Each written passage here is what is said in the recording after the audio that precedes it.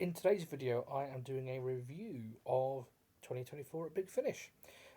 So naturally, I've got my account up like I've done the last couple of years, and I'm just going to go through the different releases. So I'm starting, of course, here with the first release of 2024, which was Centaurans versus Rootons, The Battle of Giants Causeway. I cannot believe that that saga has been. I've got to remember how excited I was when the saga was announced, and I really, really enjoyed it. I'm only going to give a few words as I go through this. Reviews for each of these box sets, these releases can be found elsewhere on the channel. This is just a little bit of a sort of an overview. So, yeah, I really enjoyed this one. It was nice to see Cariz back. And obviously we had Conor Westmus back again later in the year, which I'll come to later. But it was nice, and it was also it's good to have more content with Charlie Pollard as well. And it wouldn't be her only appearance in the Centauran versus Rutan saga. I said it at the time, I'll say it again. I love the Rutans especially, and I love the fact that we've got a whole saga just to really explore those characters. I'm interested to see, and I'll do a separate video on this, but interested to see how they do similar things with the Zygons, etc. moving forward as a few monsters who are getting their very own little time to focus on them. I know we've had a few series and different incarnations of the Master, and that's of course is continuing, and long may it continue. About the Daleks and the Cybermen, it was great to get these other monsters get their kind of period in the limelight. Then of course we had Fugitive of the Daleks, which was this year's first Doctor offering. Absolutely brilliant. It felt like you were listening to a soundtrack of a story from season three. I think especially now we're sort of starting to get animations from that period as well. We've got the Savages coming up. We've had Celestial Tourmaker this year. It's great that it's because it's my favourite period of Doctor Who's history, season three. And it's great to have an audio that's very much a celebration of that period, and great to have Maureen O'Brien back as well, and the Daleks, and some lovely references. You know, for someone who's a big fan of the season three, it's great to have some little references to the massacre in there, which was fantastic. And if you're not sure, give it a listen, then listen to my review, and you'll understand what I mean by the massacre reference. Then we had the next Centaurs versus Rutans, very much kind of the first quarter of the year. This was a nice, solid kind of season 11 style story, with obviously recast for all the main crew actually for the third Doctor, Sarah and the Brigadier, but a really fun outing there, and one that all these stories really built. They really came together really well actually in the finale. I was kind of wondering, listen to all the first three, how on earth is this going to wrap together? Because it kind of felt like they were all so different. I thought, how is anything going to bring these three stories together? And the finale did pay off. But again, you can see my review on the channel for that. Then we had the Night Doctor Adventures Buried Threats. I remember listening to this on a train journey back in February. Great to see the Night Doctor with Benny Summerfield. It was kind of two worlds colliding, really. The kind of 21st century Doctor Who reboot, where it was kind of references to the classic series were few and far between, and then to actually have the Ninth Doctor, a Doctor who kind of personifies that kind of move. You know, how can I phrase that? He kind of personifies that this is new and fresh, and we're not going to be referencing the past every 5 minutes. To then get that Doctor actually meeting Professor Benny Summerfield from the novels that kept Doctor Who alive throughout the 90s, and gave many of the writers on that first series their first involvement in Doctor Who, so that the revival could happen. It was a great mishmash of those worlds colliding, and obviously getting the Ninth Doctor to meet Benny Summerfield, who was there at the very beginning of Big Finish. Then we had Master Planet Doom.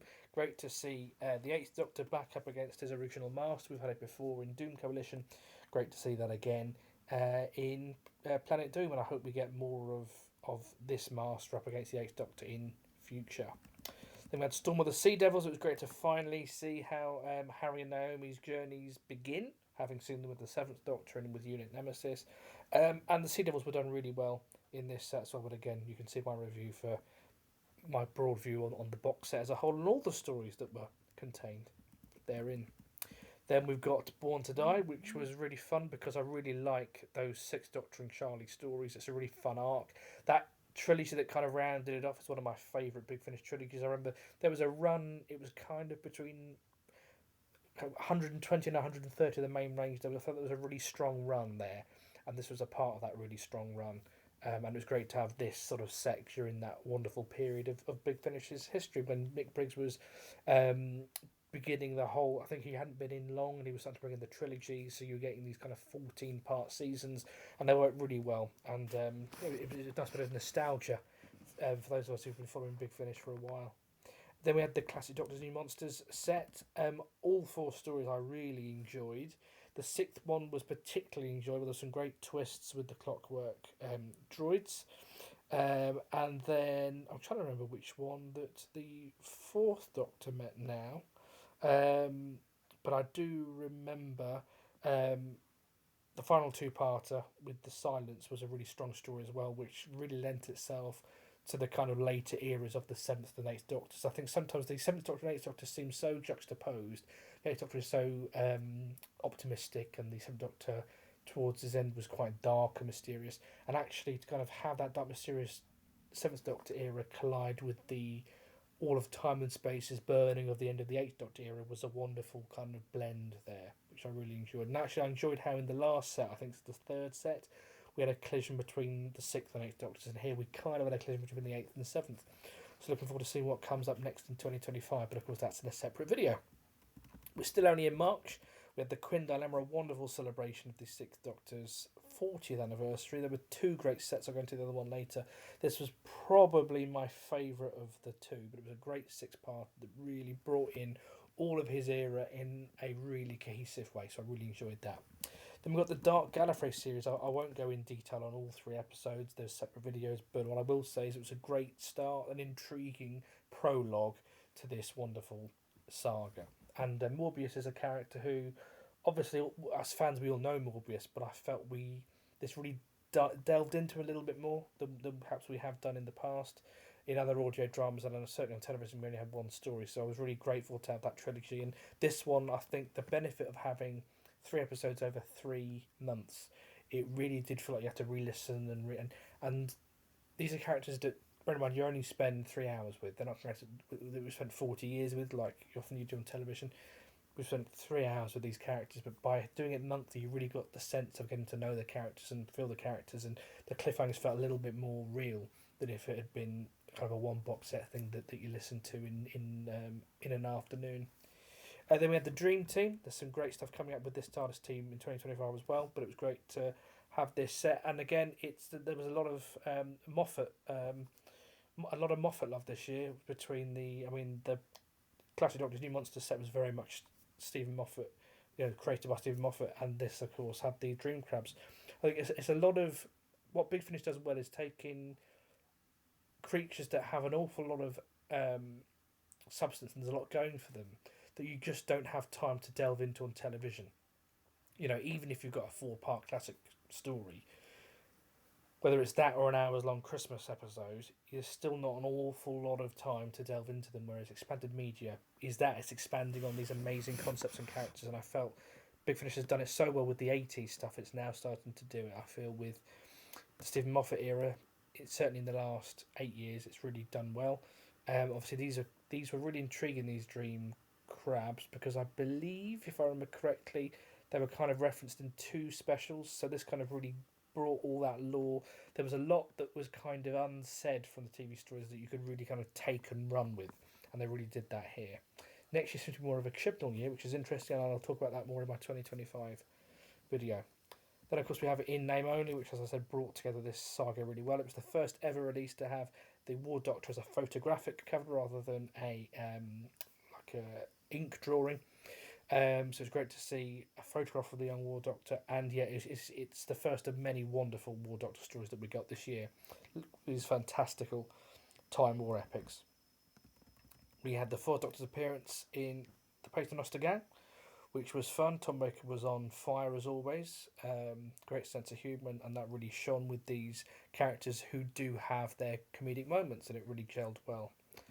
Second part of Dark Gallifrey, Morbius Part 2.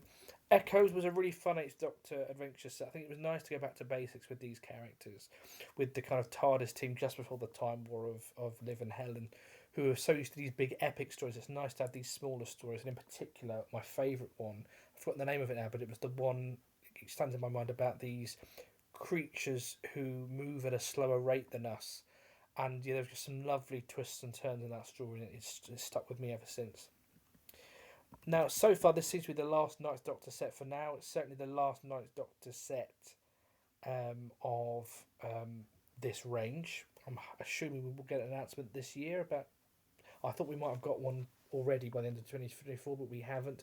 I'm assuming there'll be maybe a saga, a Ninth Doctor saga coming, like a dark, no, like a Dalek universe, that kind of, obviously not Daleks because it's the Ninth Doctor. Remember, like a Cyberman epic. I think we're going to get something coming up soon, but it's different to these standalone stories. But this was a great set, and maybe it's a sign of things to come because it was one set that kind of had an arc, which was about his relationship with River Song. It was a really wonderful listen. Then we saw in Metamorphosis, we saw the continuing adventures of Harry and Naomi with the Fourth Doctor. We had the Toymaker back, the Master back. I love the Jeffrey Beaver's Master, and we haven't seen him for a long time. It was great, well, at least with the Fourth Doctor, it was great to have him back as well. Dark Knight of Faith, Morbius 3. Now, here's another appearance of Jeffrey Beaver's as the Master, which was the Seventh Doctor Adventures Last Day Part 2. This was a great story that came out in June, wrapping up the Seventh Doctor's story. I think there was so much going on. I absolutely loved The Last Day Volume 1, and this one really... there was so much going on, and this one really did tie it together nicely.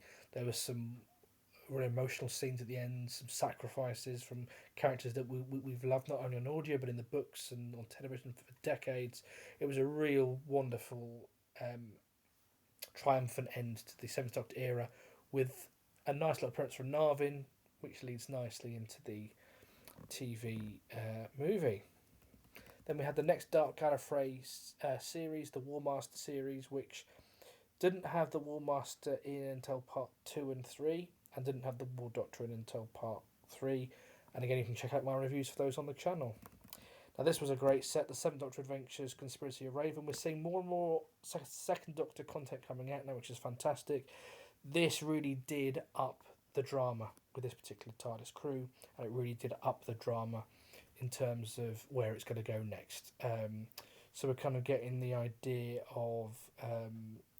I've gone completely blank. Is it sardines?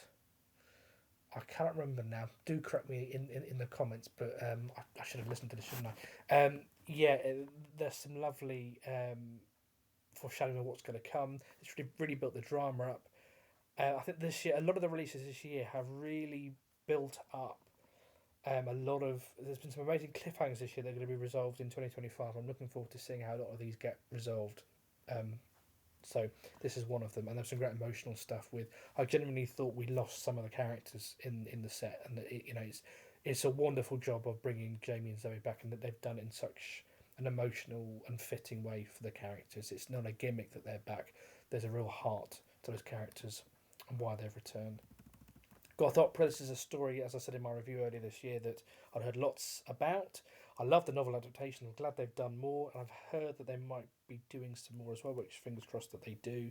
I'd heard so much good stuff about this book, and I'd always thought maybe it was an overrated book, but no, listening to the audio drama, it was absolutely fantastic, and it was great that we got a little cameo from Russell on from, I believe, the Doctor Who magazine prologue that was included as well. Then we had The Return of the Lost Stories, Operation Werewolf, wonderful tale. It felt very much of the kind of later season 6 era. Great performances all round. Great having listened to the Beyond War Games style set to go back to the same TARDIS crew at a younger point in time. But yeah, really intriguing story, a really intriguing setting. If anything, actually, it's the kind of story that I think would have suited the Seventh Doctor, Ace, and Hex. Actually, and I love those kinds of stories, and it's great to see it with this particular TARDIS team. Then we had Death World, which was an absolute joy. The 3 Doctors, but with a more active role to the First Doctor. Credit to all 3 actors who stepped in to play the first, second, and third Doctors here, because obviously we sadly don't have those original actors anymore. Obviously, we had Fraser Hines back as Jamie. We had Joe Grant back, and great thing about this one is, while it's a lost story, it did reference the 3 Doctors happening next. So what was great was that this does exist in canon, which is wonderful. So we can have both brilliant stories, because I love the 3 Doctors and I love Death World, and it's nice to be able to have both. But yeah, and I'm kind of glad it was on audio, because I don't think it could have been quite realised as well on screen. I think what we got with the 3 Doctors was very I certainly think it suited the technology of the time. Whereas I think this was maybe a little bit too um, abstract at times. So I'm really glad because it worked really well on audio. Then we had Morbius the Mighty. It's the kind of set where I think you definitely would have an enhanced enjoyment if you'd listened to the Morbius Dark Gallifrey series, but it's not necessary listening per se. But yeah, it was a great launch to this new War Doctor series, the War Doctor Rises. These great epic 3-part stories. Yeah, and I thought it was absolutely. And there was some great concept in it as to why the War Doctor can't time travel. There's some really great concepts in them which were mined really well for really satisfying story and some really satisfying tension and dramatic moments. And obviously, Dark Gallifrey continued. Then we had more War Doctor. We had Susan's War Family Ties. My only complaint about this release was that it was only 2 hours long, and I would have loved to have had a nice chunky 4-hour box set. But on the plus side, we've got 2 more hours coming in 2025. But I loved it, and I loved the War Doctor and Susan's interactions. I love the foreshadowing of Alex. I hope they do a bit more of that in line with what's happening in the Time War range. And I loved how it was a kind of collision of the War Doctor from the future of the Time War and Susan still from the Eighth Doctor's period. I think we're starting to get a clearer timeline of how things are fitting together across the different ranges. Then we had the second anniversary special for the Sixth Doctor, The Trials of a Time Lord. It was still a very fun story. I preferred the earlier set, the Quinn dilemma. This was still a fun story and had kind of more of a celebration of the monsters, I guess. This is more of a celebration, I think, of the television era, whereas the Quinn dilemma felt more a celebration of the audio Sixth Doctor. But they were both wonderful sets. And then to finish off the Fourth Doctor series for this year, we had the Fourth Doctor meeting the Dominators, which was really quite fun. And we finally found out the truth behind Harry and Naomi. Then we had the Stuff of Legend, which I got to see live, which was fantastic. It was a really great story to round off the 25th anniversary of Big Finish. It had had a lot going on. It had a big shopping list. We had obviously the Daleks, the Master, and I thought this is a bit of a gimmick, isn't it? But actually, everything gelled so well and worked so well, and nothing fell out of place. It was so well constructed as a story. It was Big Finish doing what Big Finish does best, and that's what you want for the 25th anniversary.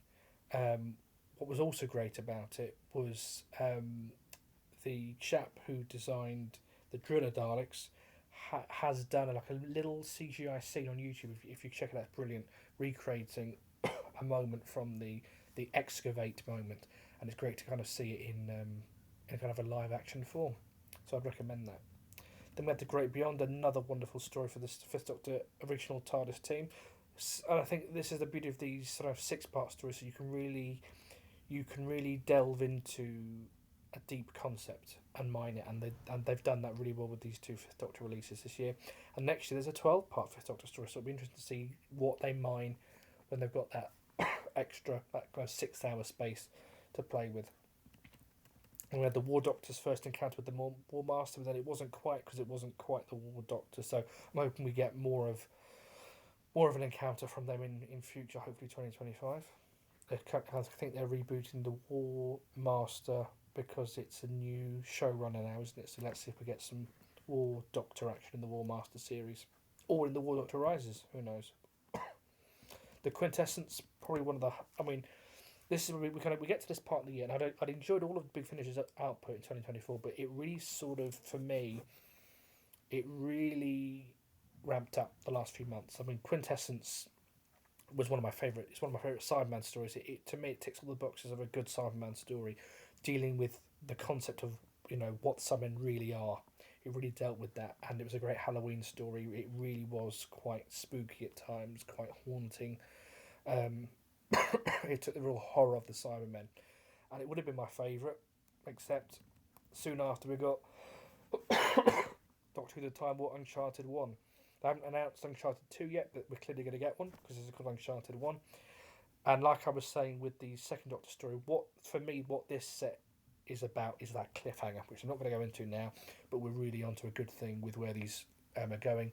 And it's the most excited I've probably been about Big Finish since the kind of Doom Coalition period, where Doom Coalition 3 and 4 were coming out around the same time as those John Hurt 3 and 4 sets, and I felt that was my favourite period of Big Finish. And this to me is the first time that's been equalled, and I'm really anticipating what comes next.